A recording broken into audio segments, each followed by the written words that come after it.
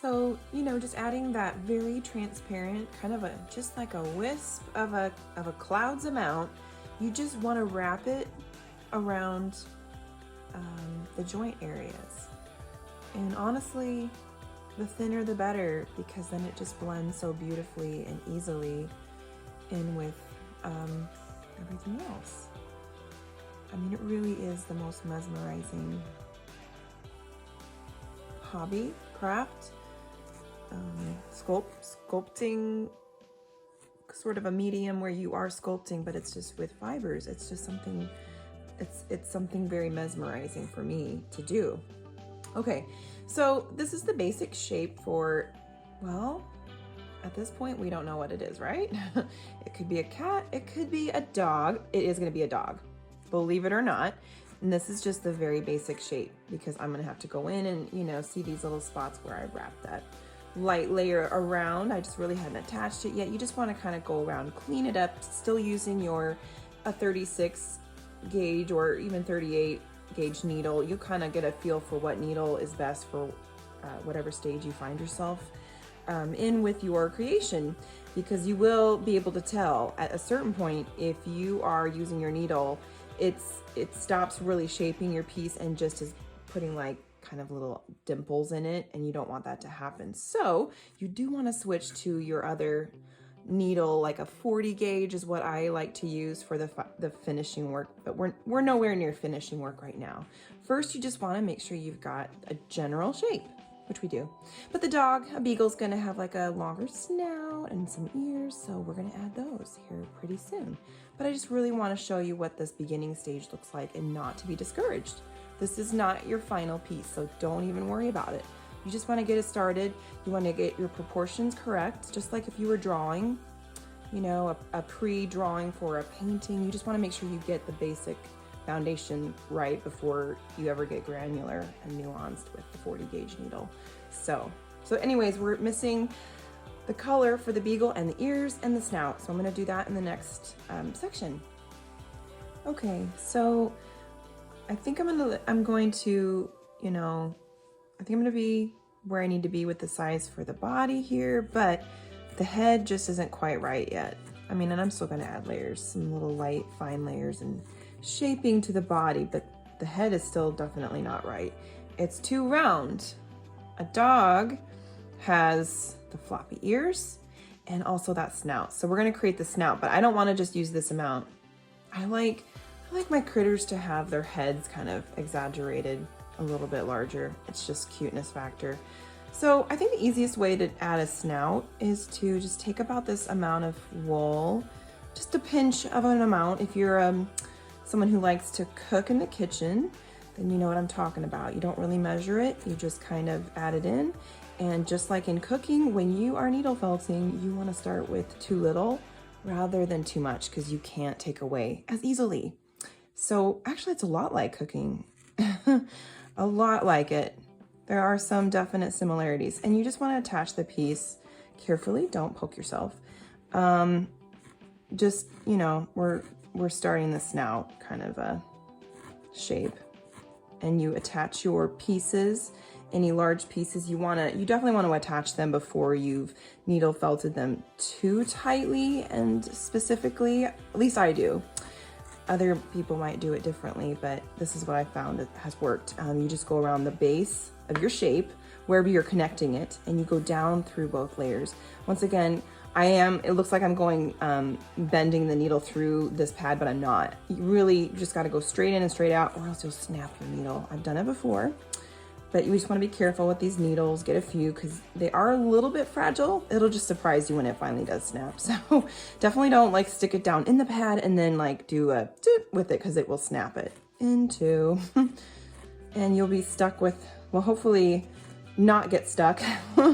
I've gotten stuck with the needle, but you will be stuck with a half piece that just is buried in your foam block, or what I have is a wool block.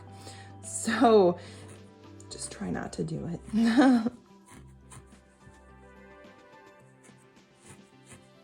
Now it looks like a pig, really, doesn't it? But it's not. It's okay.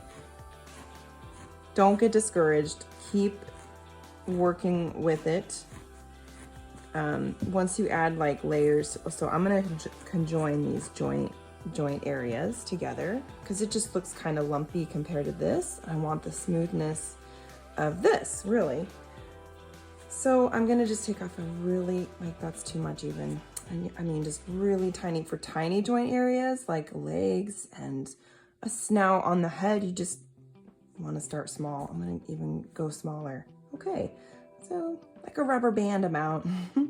And you just position it over that. You see the joint areas here between these two, and I really just wanna smooth those out. So you just wrap it around and use your needle through the layers. Okay, we're gonna start adding color and ears in the next section. Okay, so still doesn't look like a dog at all. We're not even quite sure what planet this animal is from. But it's totally okay. Don't get too granular too early on. Like, yeah, I've got loose bits of wool still. Really, I do. I have a lot. The most important thing at this point is just make sure it's fluffy. So pick up your piece quite a bit. Otherwise, what happens a lot of times, these pieces become flattened because you're working on a flat surface and the pressure just kind of compresses them. So always kind of you really kind of can mold it a bit, not like you can with clay, obviously, but you can kind of just make sure that, like, oops, look at my legs, they're off. One is kind of shorter than the other. And I don't get too specific about that kind of thing because I think it gives your pieces character and one of a kindness, but this is way off. So here's how I fix that. Just gonna push this little guy down, make sure your fingers aren't under the needle, and you're just gonna work that leg down in with the needle through the layer. And sometimes you have to stretch out the other side. I'm gonna stretch this leg out a bit, and oops, sometimes you lose a needle over the side of your workspace. And it's all good, as long as it doesn't land on your toe. And you kind of just fix it as you go like that. So I am gonna fix that part after I just said I wasn't gonna get too granular at this point, but that kind of bothered me. Okay, so we gotta start adding in the spots that a beagle has. They've got the cute little spots and they've got giant ears. Actually, I think that's what makes this look like a dog. Might look like a weird bunny right at first, but the ears, beagles have the cutest ears because they're really big in comparison to their heads. So I'm gonna pull off a pretty good amount. I mean, for a tiny piece like an ear, but you know, I'd say it's hard to judge, isn't it? I would say that's about a couple, 2.5 inches of wool. That's still kind of see-through enough, you know, because what you're gonna do is roll it into what we're gonna eventually make is a triangular shape. Right now it's kind of a square. That's okay, gotta start somewhere. So I'm gonna change into this needle. Some needles I just favor over others. They're easier to work with. Okay, so the beagle kind of has a triangular ear shape. So you kind of just work your wool as you're going down through the wool layer and the pad layer. Now, it's not super necessary to pick up the piece a whole lot with the ear because you actually want it to be flattened, but you do want to turn it over and kind of go through the other side too. And that just helps to get the fibers all together and helps being able to shape it. So to make your point, you just lightly kind of poke over a little bit of that wool and use the needle and down through it to secure it in the shape you want. Now, if you really, really want to have patterns, you can do that. You know, you can always use cookie cutters as patterns, in different shapes.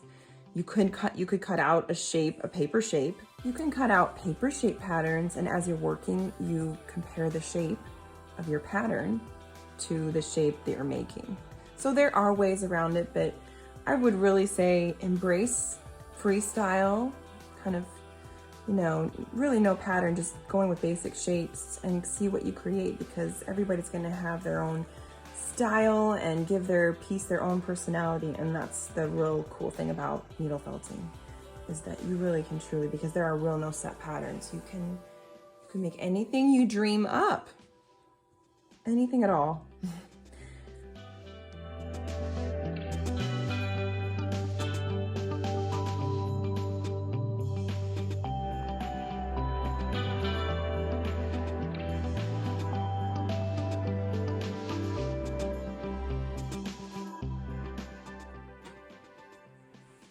Got a couple ears here.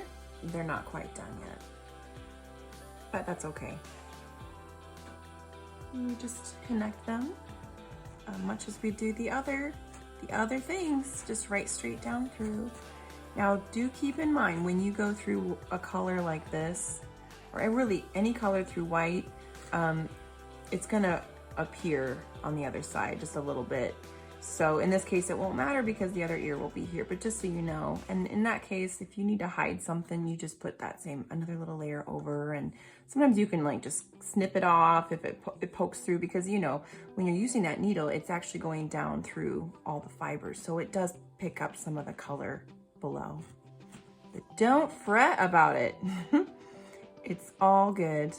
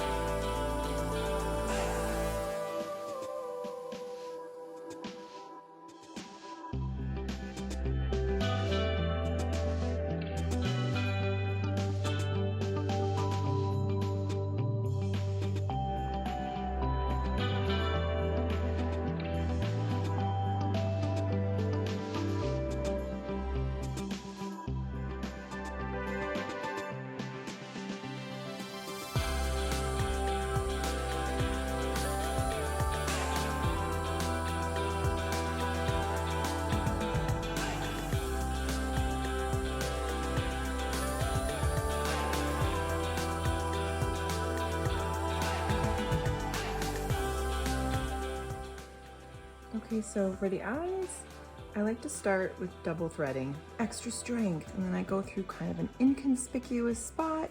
Make sure you know where you're going with your eye. Eye placement's really important, so if you didn't get it right, change it before you knot it off. So I pull it through, and I sometimes use these little beads, and they're really hard when they're a black bead to find the hole to put your needle through. Of course, you need a small enough needle also that will fit through the hole of your bead.